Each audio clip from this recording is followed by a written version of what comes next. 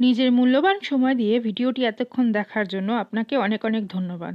যদি ভিডিওটি ভালো লেগে থাকে তাহলে অবশ্যই লাইক এবং কমেন্ট করতে ভুলবেন না এবং নিজের প্রিয়জনদের সাথে শেয়ার করতে ভুলবেন না।